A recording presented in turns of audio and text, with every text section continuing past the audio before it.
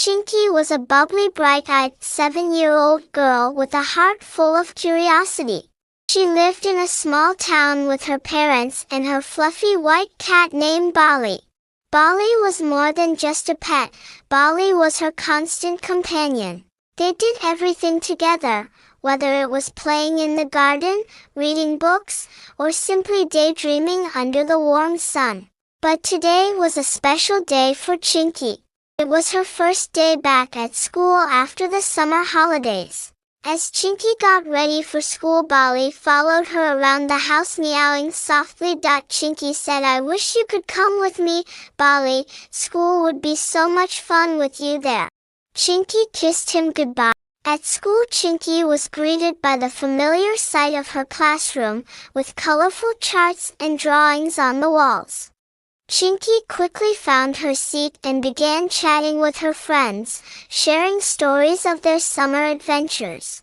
But in the back of her mind, she couldn't help but think about Bali. She wondered what he was doing at home. Was he playing with his toys? Meanwhile, at home, Bali wasn't just lounging around. Bali missed Chinky just as much as she missed him. Bali decided to go on his own little adventure. During recess, her friends gathered around to play games, but Chinky's thoughts were still with her fluffy companion. When the final bell rang, Chinky hurried out of the classroom. As she approached her house, she noticed something unusual. There, sitting proudly on the front steps, was Bali. He looked as though he had been waiting for her all day.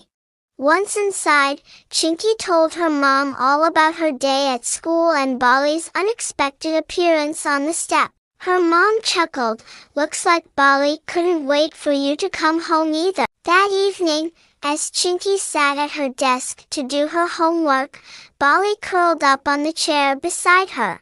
Chinky said, "I guess school isn't so bad after all, as long as I have you waiting for me at home." From that day on, Chinky and Bali had a new routine. Every morning, Bali would follow her to the door, and every afternoon, he'd be waiting on the step. And so the two best friends continued to share their adventures,